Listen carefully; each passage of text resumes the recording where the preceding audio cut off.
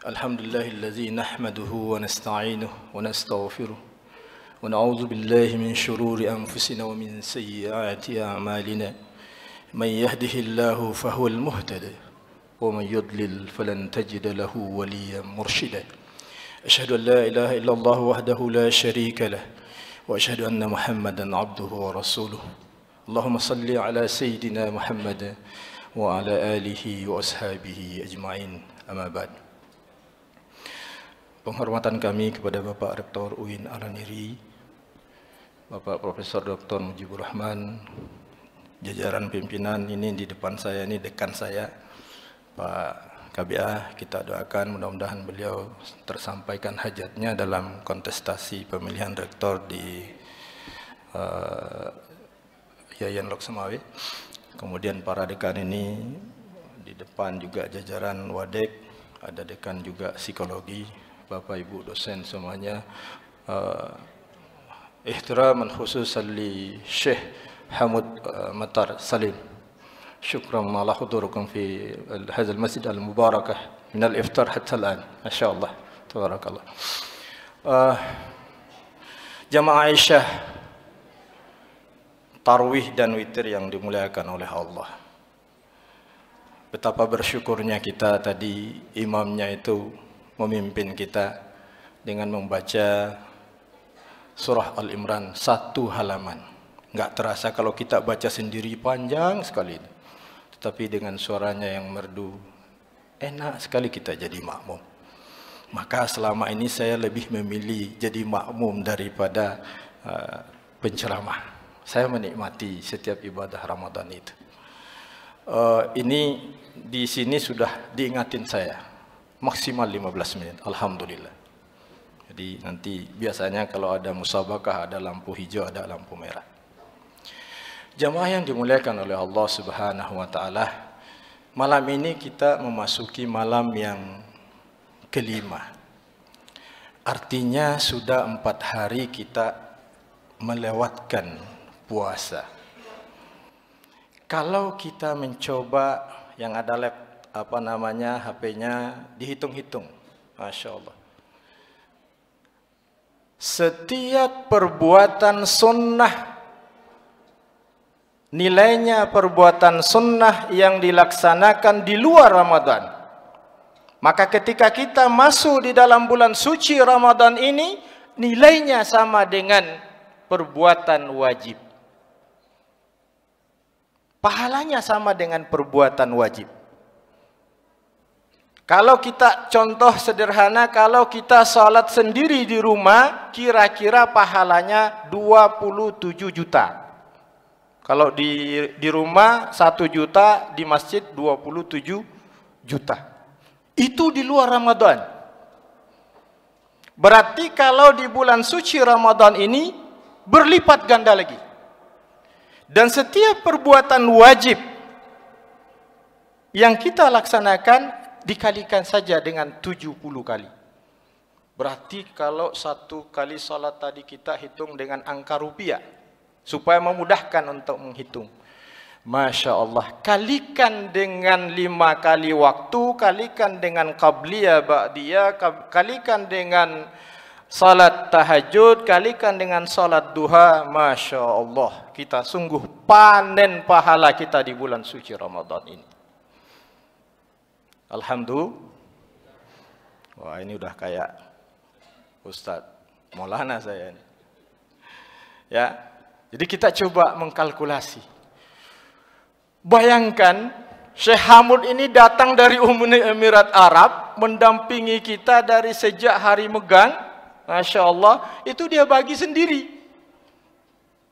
Ya, sampai hari ini membersamai kita, saya perhatikan, saya sendiri, ya Allah, nggak ada capeknya, luar biasa. Kalikan 1 hari porsinya, kalikan, silahkan kali-kali. Berarti luar biasa pahala kita. Rasulullah kemudian di dalam salah satu, ya kira-kira seperti kita inilah dalam jamaah ini. Dalam satu momen Rasulullah sallallahu alaihi wasallam bertanya kepada para sahabatnya, Atadruna mal muflis? Wahai para sahabatku, tahukah kalian tentang orang yang bangkrut? Wah, kalau bangkrut ini, kalau bahasa ekonomi langsung ngecas aja itu. Qalu. Nah, di situ dikarenakan qalu, bukan qala. Al-muflisu fina ma la dirham lahu wa la mata'. Sesungguhnya orang yang bangkrut itu ya Rasulullah, dulu pernah dia punya kekayaan yang melimpah.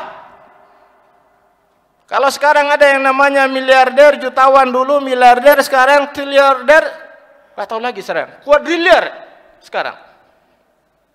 Dulu dia hartanya melimpah, tapi harta itu tidak ada lagi. Man la dirham lahu wa la mata'. Tidak ada lagi harta, tidak ada lagi perhiasan.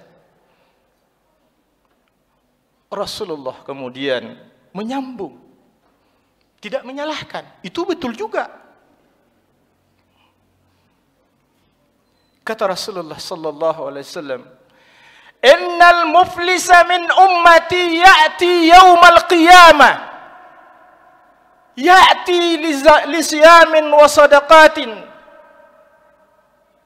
ya'ti wa qad shatama hadha wa akala mala hadha wa daraba hadha wa safaka dama hadha wa qadhafa hadha." Nanti kata Rasulullah sallallahu alaihi wasallam, akan ada di antara umatku, dia jadinya bangkrut. Dia datang pada yaumul mahsyar nanti, dia datang pada yaumul qiyamah nanti, dia bukan tidak salat, salahnya melimpah seperti yang kita hitung-hitung tadi. Baru 4 malam Ramadan luar biasa pahalanya. Dia datang dengan puasanya, dia datang dengan zakatnya, akan tetapi sambil dia salat, sambil dia puasa, sambil dia zakat, dia juga menyakiti orang lain. Dia juga memakan harta yang bukan haknya. Dia juga selalu menuduh saudaranya yang bukan-bukan. Dia juga bahkan sampai tega menghabisi nyawanya, nyawa saudaranya.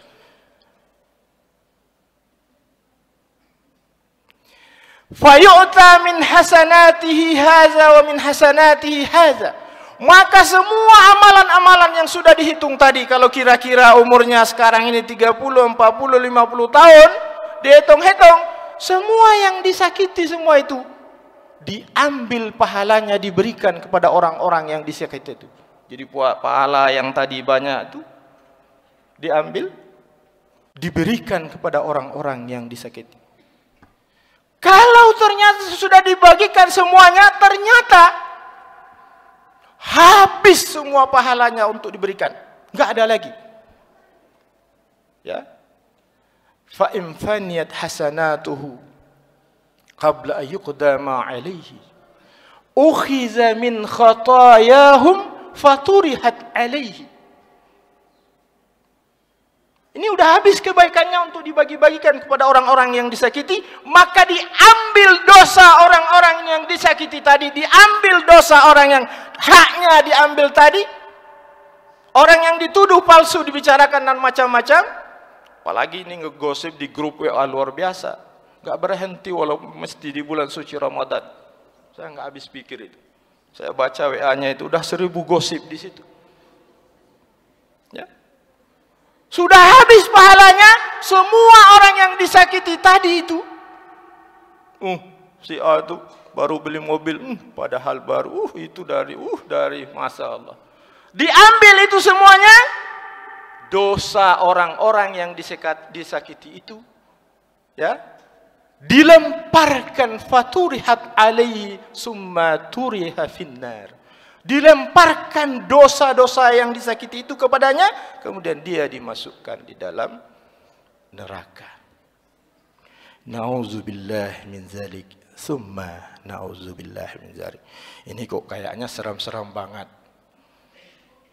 Ini kok kita datang di ruangan ini, saya sering merasakan itu. Udah datang kita sholat, kok kita yang kena ya? Tidak seperti itu jamaah yang dimuliakan oleh Allah Subhanahu wa taala. Kalau kemarin kita mendengarkan tentang Syekh Ja'far dan Syekh Tawakal, ya tadi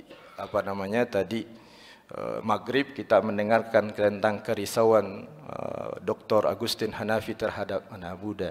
Semua ini dalam rangka man salaka tariqan yaltamisu fihi ilman sahhalallahu tariqan ilal jannah.